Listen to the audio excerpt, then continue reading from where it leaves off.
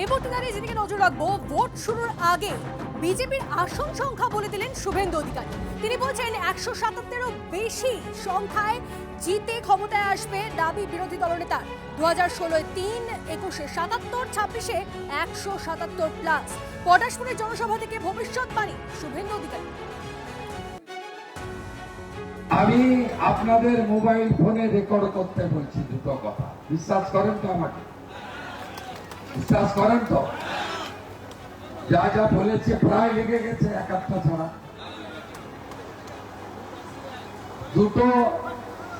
দুটো কথা আমি আপনাদেরকে রেকর্ড করার জন্য বলছি। একটা হলো এবারের নির্বাচনের ফলাফল আপনি রেকর্ড করে রাখুন। আপনাদের বন্ধু শুভেন্দু বলছে ভারতীয় জনতা পার্টি তার যা প্রয়োজন 148, তার থেকেও বেশি সংখ্যা নিয়ে একটি রাষ্ট্রবাদী ডবল ইঞ্জিন সরকার তৈরি করে।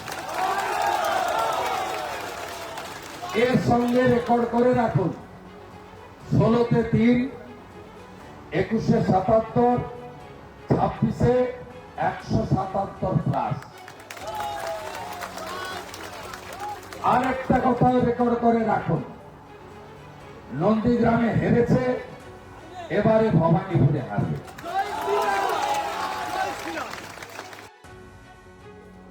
তৃণমূলের রাজ্য সহসভাপতি জয়প্রকাশ মজুমদার এই মুহূর্তে আমাদের সঙ্গে রয়েছেন। জয়প্রকাশ বাবু, শুভেন্দু অধিকারী তিনি ভবিষ্যৎবাণী করছেন যে 177-এরও বেশি সংখ্যায় জিতে বিজেপি ক্ষমতায় আসবে। দেখুন, শুভেন্দু বাবুর কোনো ভবিষ্যৎবাণী তো এ পর্যন্ত মেলেনি, এটাই বা মিলবে কেন? 2021-এ কি বলেছিলেন উনি ভুলে গেছেন? সেও তো বলেছিলেন রেকর্ড করে রাখুন, আগলা বার 200 পার। সেইখানে মমতা বন্দ্যোপাধ্যায় 200 পার করে দিলেন আর উনি 77-এ আটকে দিলেন। সেটা কেন মেলেনি সেটাকে একটুখানি ব্যাখ্যা করুন না আগে।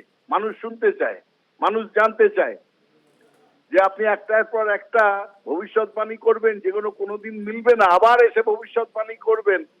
এই রকম আবহাওয়াবিদকে কেউ বিশ্বাস করে না এবং রাজনীতিতে এরকম ভবিষ্যৎবাণী চলে না।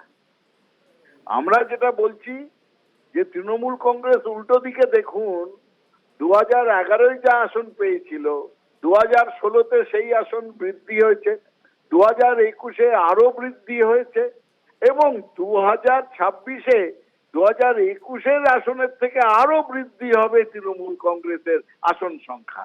নিশ্চিন্তে থাকতে পারেন, এটাই অ্যাসেন্ডিং কার্ভ বলে।